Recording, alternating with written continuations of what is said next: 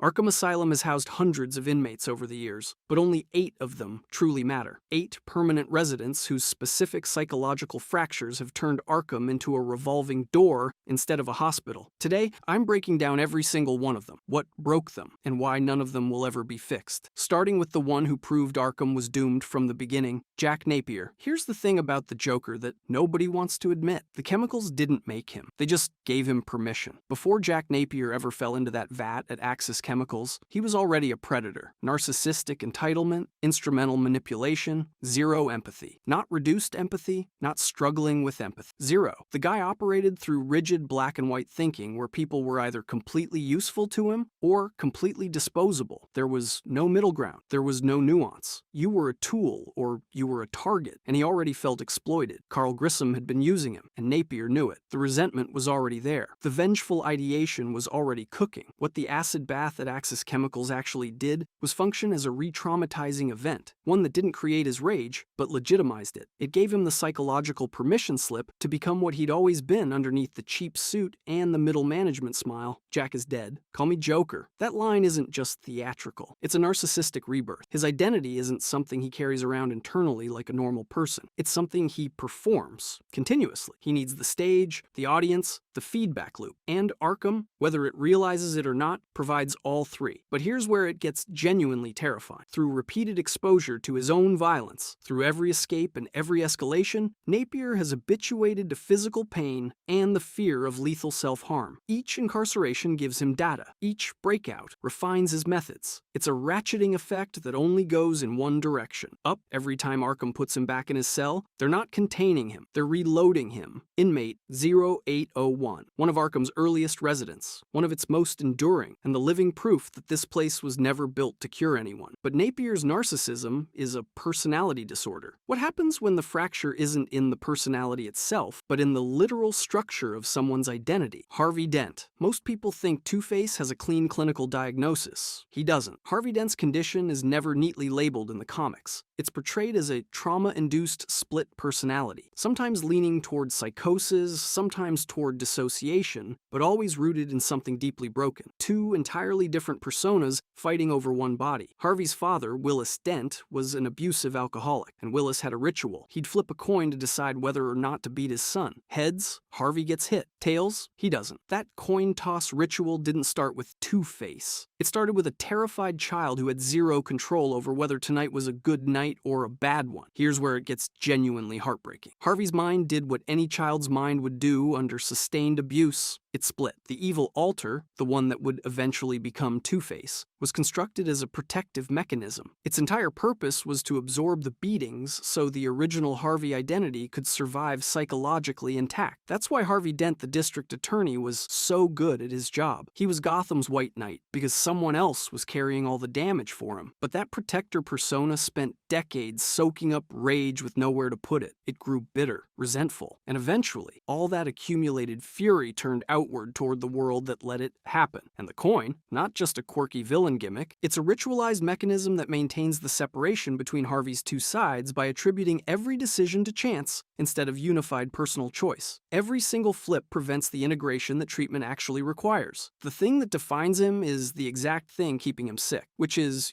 not ideal. On top of all this, Harvey has developed obsessive-compulsive features centered entirely around the number 2 and the concept of duality. Everything has to be split in half. Outfits, hideouts, plans. It's compulsive reinforcement layered directly on top of the fractured psyche, making the whole thing exponentially harder to treat. And Arkham's approach? They treat him as one unified criminal entity responsible for his actions. Meanwhile, the legal system needs to identify the criminal and the victim within Dent, which actually validates the exact split framework generating his behavior in the first place. The institution designed to fix him is structurally incapable of addressing what's actually broken. Harvey Dent's entire criminal identity is an unconscious recreation of his childhood trauma. The coin, the splitting, the duality, all of it traces back to an abusive father and a little kid who never got to choose what happened to him. But if you think that's a dark origin story, wait until you hear about the man who decided to become fear itself. Jonathan Crane, the man who weaponized fear, can no longer feel it himself. Let that sink in for a second, because that single fact explains everything about why Jonathan Crane is one of the most dangerous people in Arkham and why nobody there can fix him. Here's the thing about Crane. He's not some lunatic who stumbled into chemistry. He's a legitimate psychologist with genuine expertise in neuropharmacology and toxicology. He understands fear better than almost anyone alive. The problem is that understanding didn't come from curiosity. It came from pain. Crane was bullied relentlessly as a kid, taunted and tormented until fear became the defining experience of his entire childhood. And instead of processing that trauma, instead of developing any kind of therapeutic insight, he did something far worse. He flipped it. He decided that if fear was going to define his life, he'd be the one holding the syringe. His fear toxin is a panicogenic chemical that essentially reaches into your brain, finds the thing you're most terrified of, and makes you hallucinate it in vivid, screaming detail. Every successful batch he cooks up gives him two things simultaneously: the intellectual thrill of a hypothesis confirmed, and the emotional satisfaction of watching someone else suffer the way he once did. Victims aren't people to him. They're data points. Their screaming is peer review. But here's where it gets complicated. Years of exposure to his own toxin have gradually burned out his fear response entirely. Crane literally cannot feel afraid anymore, and you'd think that would make him less dangerous. But it does the exact opposite. Fear is the thing that stops normal people from doing catastrophically stupid things. That little voice saying, hey, maybe don't, has been chemically silenced in Crane's brain. He's reckless in a way that only someone incapable of self-preservation instinct can be. The one exception? Batman. The only living person who can still make Jonathan Crane feel genuine terror despite all that chemical habituation, which creates possibly the cruelest paradox in all of Arkham. The one relationship that could theoretically interrupt his pattern, the one person capable of producing the emotional response his treatment would require, exists exclusively as his criminal adversary. You can't build a therapeutic alliance with someone who keeps punching you through walls, and when another inmate finally dosed him with a concentrated blast of his own toxin, it shattered him. Full acute panic, complete psychological breakdown. You'd think that would be the breakthrough moment. Turns out, no. Even that couldn't produce lasting change. His brilliance validates his pathology. His pathology fuels his brilliance, and the whole thing spins in a circle that Arkham has zero tools to interrupt. He destroyed his own ability to be afraid, and it made him worse. But at least Crane's trap is chemical. The next inmate on our list is stuck in a prison built entirely out of his own intelligence, and he can't stop himself from locking the door. Edward Nygma. Most people think the Riddler is just an annoying guy who can't stop telling bad jokes in question form. He's the villain you sigh at, the one who feels like a downgrade after fighting literally anyone else. But Edward Nygma is dealing with something genuinely brutal, and once you understand it, you'll never look at him the same way again. Nygma displays textbook compulsive behavior, not the I like my desk organized kind that people joke about. Genuine, deeply rooted compulsion, an overwhelming psychological need to prove his intellectual superiority that he cannot consciously override, even though he recognizes it's completely self-destructive. That's the part that makes his condition so uniquely cruel. He knows. He knows leaving clues for Batman is self-defeating. He knows the riddles are going to get him caught. He understands, on an intellectual level, that everything he's doing is stupid, and he cannot stop. His compulsions have crystallized specifically around games, puzzles, and riddles. He experiences genuine psychological distress, real crushing anxiety, until he engages in those behaviors. In his case, that means planning elaborate crimes structured entirely around riddling patterns and leaving breadcrumbs for the one guy guaranteed to follow them. The compulsions temporarily satisfy his need to feel superior. He feels relief, and then the drive regenerates, and the whole thing starts over. DC writers have consistently portrayed this as an exhausting, inescapable loop, which is about the most polite way you could possibly describe a living nightmare. Here's where it gets worse. His compulsive need hasn't stayed contained. It's spread like a wildfire into his entire relationship with logic, control, and predictability. His need to create puzzles Batman can't solve in time isn't intellectual ambition. It's a coping mechanism. He needs specific outputs to regulate his internal emotional state. Without them, he's drowning. And Arkham's response to all of this is to lock him in a cell where he can't engage in any compulsive behaviors. Which sounds reasonable until you realize they're also not providing any meaningful psychiatric treatment. That's kind of Arkham's whole thing. So he's just sitting sitting there, in constant, unrelenting psychological tension. No outlet, no treatment, just a man who knows exactly what's wrong with him and has zero ability to fix it. Every single day in that cell wins the spring tighter. Then he escapes, and the second he starts riddling again, the tension drops. Sweet relief. Which means his brain now has even stronger evidence that crime equals calm. Each escape reinforces the cycle. Each return to Arkham makes it worse. The institution isn't treating him. It's actively manufacturing a more compulsive criminal. His disorder is so deeply integrated into his sense of self that recovery would require him to abandon his entire identity. He literally cannot separate who he is from what compels him. Edward Nygma and the Riddler aren't two things anymore. They're the same thing. And nobody at Arkham has the tools, or apparently the interest, to do anything about it. But at least Nygma's prison is inside his own mind. The next inmate built his around someone else entirely. Victor Fries. Every inmate we've talked about so far has something fundamentally broken inside them. Some flaw in their personality. Some fracture in their identity. Victor Fries is different. Victor Fries was a good man, and honestly, that's what makes his story the worst one on this list. His wife Nora was diagnosed with Huntington's chorea, a progressive degenerative disease with zero cure. Watching the person you love most in the world slowly deteriorate while medical science shrugs its shoulders. That's the starting point. Not a chemical vat, or a childhood trauma, or a coin flip. A husband who loved his wife and refused to let her die. So Victor did what any brilliant cryogenicist would do. He placed Nora in cryogenic stasis to buy time while he searched for a cure. Then he went to his employer, GothCorp CEO Ferris Boyle, and begged for resources to continue his research. Boyle didn't just say no. He had Victor physically thrown out of the facility. And then, because apparently refusing a dying woman's last hope wasn't enough for one afternoon, he had Nora's cryogenic pod destroyed. Let that sit for a second. A corporate executive looked at a man trying to save his wife's life and decided the appropriate response was to destroy the only thing keeping her alive. Cool. That's also a thing that happened. The accident that followed transformed Victor's body into something that could only survive at sub-zero temperatures, trapping him permanently inside a refrigerated suit. But the real damage was already done. Every heist, every frozen city block, every confrontation with Batman traces back to one conviction. Nora can still be saved, and nothing else matters until she is. Here's the thing that separates Fries from everyone else in Arkham. His criminal behavior isn't the product of delusion or personality disorder. It's love filtered through grief, filtered through genius-level scientific capability. He knows exactly what he's doing. He knows it's illegal. He understands all of it with perfect clarity and does it anyway, because in his mind, his wife's life outweighs everything. And that's precisely why Arkham can't touch him. You can't give someone insight into a condition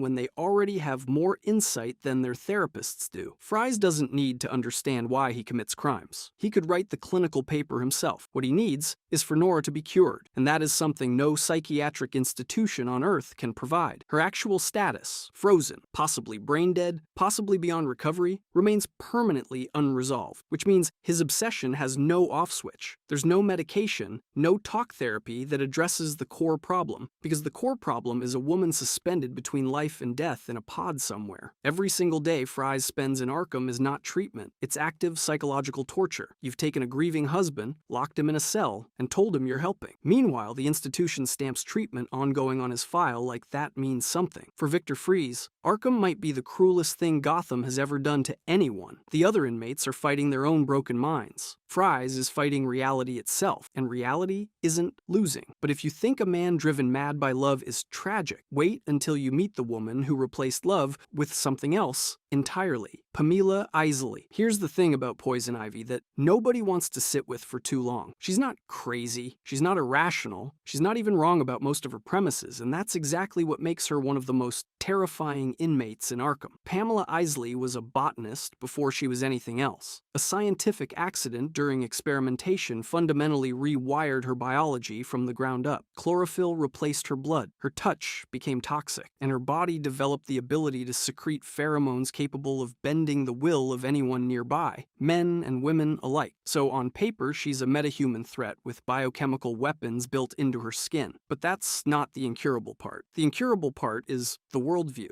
Isley doesn't just dislike humanity. She has constructed an entirely coherent philosophical framework in which human extinction is a moral good. Plants are the only life forms deserving of protection, care, and love. Humans are parasites, destroyers, a species so fundamentally corrupt that removing them from the equation isn't murder, it's environmental cleanup. And here's where it gets genuinely unsettling. She hasn't lost the ability to love. She loves deeply. She nurtures. She protects. She grieves. She just directs all of that toward botanical life and absolutely zero of it toward people. This isn't a woman missing empathy. This is a woman who rebuilt her entire emotional architecture around a different kingdom of life. But the real nightmare is the pheromone feedback loop. Every single time Ivy mind controls a human being, it confirms everything she already believes. If she can override someone's free will with a chemical secretion, then humans aren't autonomous agents. They're biological puppets, meat that responds to the right stimulus, which means they don't deserve moral consideration, which means using them as disposable tools is perfectly justified. Her power literally proves her ideology to her in real time. Every successful manipulation is another data point in a thesis she's been writing since the accident. And Arkham? Arkham is stuck in the most impossible bind imaginable. They can't house her securely while giving her access to plant life, because plant life is the source of her power, but they also can't separate her from plants without essentially torturing someone whose entire identity is built around protecting them. They could use herbicide to weaken her. She's extremely susceptible to it. But think about what that communicates to a woman who already believes humanity is a plague on the natural world. Hey, Pamela, we're going to poison the thing you love most to keep you compliant. That's not treatment. That's confirming every single thing she's ever said about the human species. A therapist trying to restore her empathy for humans isn't fighting delusion. They're fighting a logically consistent worldview built on premises that no amount of talk therapy can dislodge. You can't reason someone out of a position they didn't arrive at through broken reasoning. Her reasoning works perfectly. It just starts from a place where photosynthesis matters more than people, which is, not ideal. But if you think a woman who replaced her blood with chlorophyll is hard to treat, wait until you meet the inmate whose own body is the disease. Waylon Jones. Waylon Jones didn't choose to become a monster. Everybody else made that decision for him. Jones was born with a rare genetic condition, a form of atavism that produced progressive physical disfigurements, green scaly skin, a body that deviated further from anything resembling human with every passing year. His family abandoned him. He was raised by an alcoholic aunt, who abused him relentlessly. Every single person Jones encountered during his formative years rejected him, not because of anything he did, but because of what he looked like. Here's the thing. Despite all of that, Jones actually found something resembling a place in the world. He ended up working as a sideshow attraction and carnival wrestler. It wasn't dignity exactly, but it was the closest thing to acceptance he'd ever experienced. He had a function, and nobody was beating him for existing. And then it fell apart. The carnival circuit dried up. Legitimate work was never going to happen for a man who looked like a 7-foot reptile, and the only people willing to give him opportunity were criminals who saw his size and his skin as assets. So Jones did exactly what you'd expect after a lifetime of being called a monster with zero alternatives on the table. He became the monster. He stopped fighting against the animal characteristics of his condition and started embracing them. He developed cannibalistic urges. He began identifying not as a man with a condition, but as a predator surrounded by prey, which is,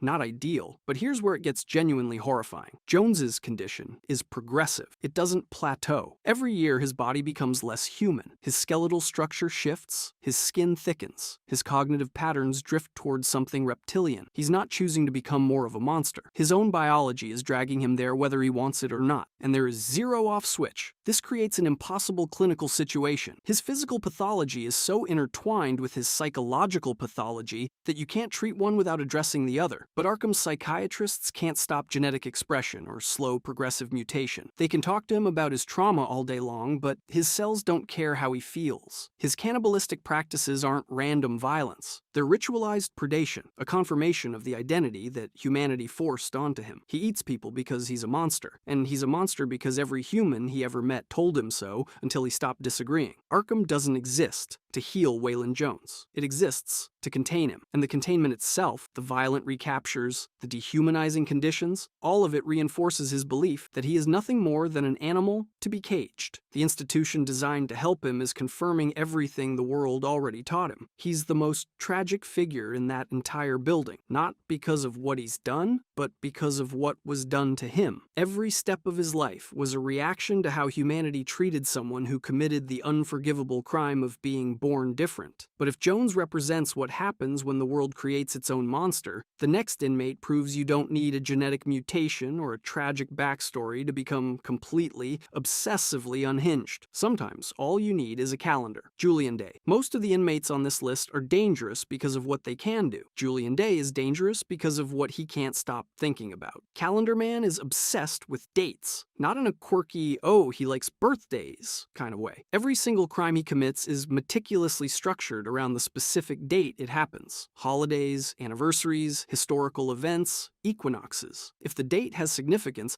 Day has already mapped a murder onto it. His real name is literally a pun on the Julian and Gregorian calendars, which tells you everything you need to know about how deep this goes. Here's where his story goes from weird to genuinely hopeless. His entire psychological identity is fused to the calendar itself. He's been shown waiting patiently in his cell, not because he's given up, but because the right date hasn't arrived yet. He's not idle, he's counting down. Whatever compulsion drives him has completely consumed every other aspect of his personality, and nothing Arkham has thrown at him has made the slightest dent. And this is what makes him the perfect final entry on this list. Compare him to someone like Nigma. Nigma's obsessions at least have an intellectual dimension. You could theoretically redirect that brain toward legitimate problem solving. It would be extraordinarily difficult, but there's a sliver of a pathway. Day has no such pathway. Dates aren't puzzles you can solve. They're not fears you can desensitize. They're not personalities you can integrate. They are the passage of time itself. You cannot remove a human being from the existence of calendars. Arkham can take away his weapons. They can take away his contact with other inmates. They can put him in the most secure cell in the entire facility, but they cannot stop Tuesday from becoming Wednesday. They cannot prevent Christmas from arriving. They cannot make July 4th not exist. His triggers are literally woven into the fabric of reality, which is, not ideal from a treatment standpoint. Right now, as you're watching this, Julian Day is sitting in a cell somewhere in Arkham, fully aware of today's date, running calculations on what it means, what crime it could correspond to. He's planning for dates that won't arrive for years, and Arkham can do absolutely nothing about it except keep the door locked and hope for the best. And that's the thing about all 8 of these inmates. Napier's narcissism feeds on the institution that contains him. Dense dissociation is reinforced by the legal system that judges him. Crane's fear research requires victims Arkham can't provide, but also can't make him stop wanting. Nigma's compulsions worsen in the exact environment designed to suppress them. Fry's grief can't be resolved without resurrecting his wife. Isley's ideology is confirmed every time a human tries to control her. Jones's body literally becomes more monstrous the longer he's locked up, and Day can't be separated from time itself. These 8 don't prove that Arkham is broken. They prove that Arkham was never built to fix what's wrong with them. The institution was designed to contain, not to cure. And for these 8, containment isn't treatment. It's just a stage. The revolving door isn't a bug. It's the only possible outcome when you try to cage conditions that were never meant to fit inside walls. Arkham will always be full, because the things that keep these 8 coming back can't be medicated, can't be therapized, and can't be locked out. They're already inside. If you enjoyed this video and want to see more, click the video on the screen now.